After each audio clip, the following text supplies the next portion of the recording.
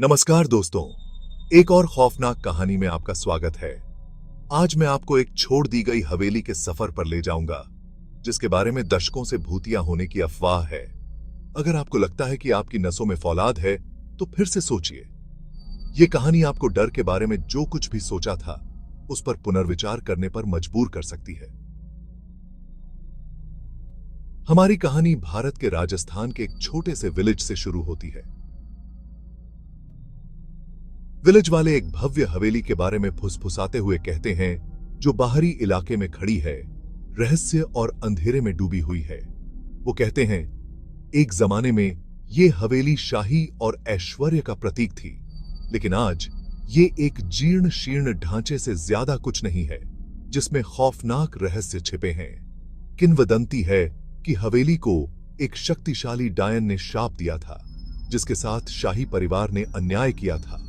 उसका क्रोध असीम था और अपने गुस्से में उसने एक ऐसा जादू किया जो आने वाली पीढ़ियों तक हवेली को भूतिया बना देगा। तब से कई लोग जिन्होंने इसके परिसर में प्रवेश करने की हिम्मत की, वे कभी वापस नहीं लौटे।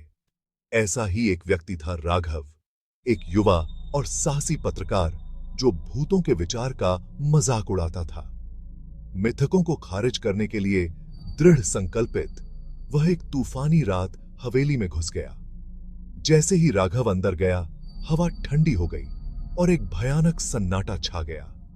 उसे अपनी रीढ़ की हड्डी में एक अकथनीय ठंड महसूस हुई, लेकिन वह टॉर्च हाथ में लिए आगे बढ़ा। कभी भव्य हॉल अब मकड़ी के जालों और धूल से ढके हुए थे, अतीत की फुसफुसाहटों से गूंज रहे थे। अचानक उसे एक हल्की सी सिसकी सुनाई दी। वह उस आवाज के पीछे एक ऐसे कमरे में गया जो समय से अछूता लग रहा था। कोने में उसने एक महिला को पारंपरिक पोशाक में देखा। उसका चेहरा घूंघट से छिपा हुआ था। जैसे ही वह उसके पास पहुंचा, उसने धीरे से अपना सिर उठाया, खोखली आंखें और एक भयावह मुस्कान दिखाते हुए। राघव की टॉर्च झिलमिलाई। जैसे ही वह डर के मारे पीछे हट गया, महिला गायब हो गई, लेकिन सिसकने की आवाज तेज हो गई। अब उसके साथ कदमों की आहट भी आ रही थी। राघव भागने के लिए मुड़ा, लेकिन दरवाजा जोर से बंद हो गया। उसे अंधेरे में फंसा दिया। अगली सुबह ग्रामीणों को हवेली के बाहर राघव की छोड़ी हुई कार मिली। उसे फिर कभी नहीं देखा गया। तो बस अगली बार जब आप किसी भूतिया जगह के बारे में सुने, तो राघव की कहानी याद रखें। कुछ मिस्ट्रियों को अनसुलझा रहने देना ही बेहतर है।